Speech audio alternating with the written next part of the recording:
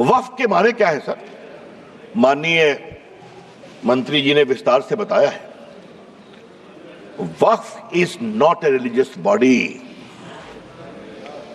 Waqf is just a statutory body. वो कोई धार्मिक संस्था नहीं है, वो सिर्फ एक वैधानिक संस्था है। सर दूसरा सवाल आएगा सर, अच्छा आप अपने पारी का इंतजार करिए ना, you are a very eloquent speaker, I know, wait for your turn. Sir इसी से एक और सवाल उठता है सर, मुतवल्ली की क्या भूमिका होती है?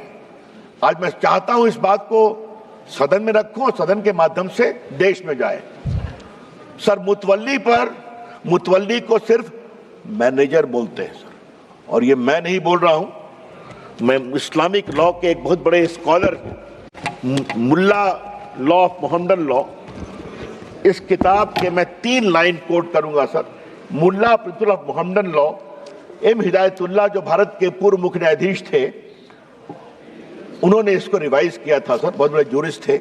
और मैं इसके सिर्फ एक पैराग्राफ को पढ़ूंगा sir. Para 202, mutawalli, under the Mohammedan law, the moment a waqf is created, all rights property pass on the waqif and vested in the Almighty. The mutawalli has no right in the property belonging to the waqf. The property is not vested in him. He is not a trustee. He is merely a superintendent or a manager.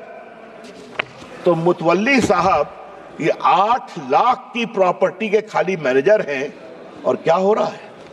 तो क्या सरकार खामोश है? अगर वक्फ देने वाले की property लूटी जा रही है तो क्या खामोशी चलेगी सर? ये तो नहीं चलेगी।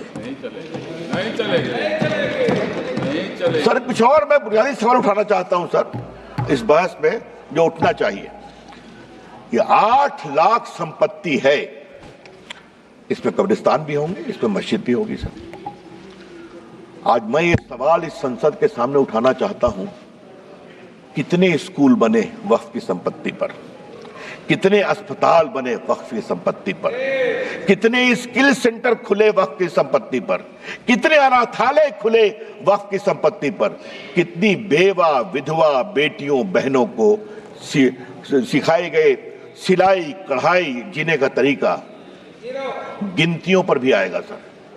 तो ये बार बार जो वक्फ की बात बोलते हैं, अगर आज इस कानून के द्वारा वक्फ की जमीन को रेगुलेट करके उसकी प्रॉपर्टी में फंडिंग अच्छी आए और उस जमात के लोगों के लिए इसका विश्वास बढ़े, तो इनको परेशानी क्यों होती है सर? सर इस परेशानी की मैं वजह समझता हूं सर, और अब मैं इस परेशानी की वजह पर आ रहा हूं सर। दिल से तो कहते हैं कि हम चाहते हैं संशोधन हो,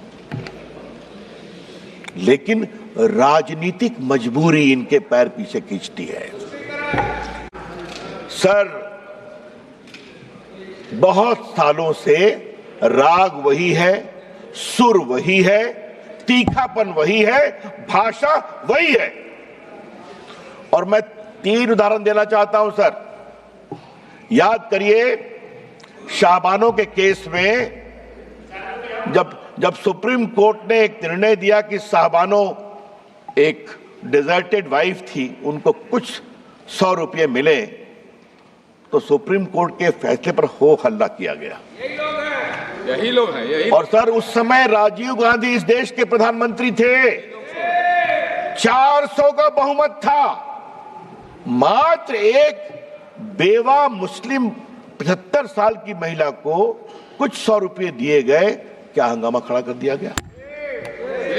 और सर आज जब मैं शाहबानों पर बात कर रहा हूं सर, तो मुझे अपने दोस्त आरिफ मोहम्मद खान के बारे में कुछ बोलना है सर।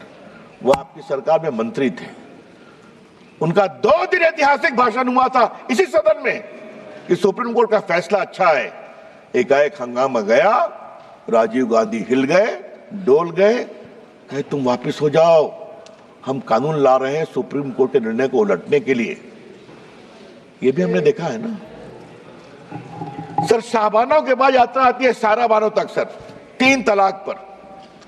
3 तलाक को लेकर सर इतनी परेशानी थी, मुस्लिम महिलाएं गई थी कोर्ट में और सर मैं हाउस में आज कहना चाहता हूं, 2 साल तक इनकी सरकार ने सुप्रीम कोर्ट में जवाब नहीं फाइल किया ताकि मामला लटकता रहे।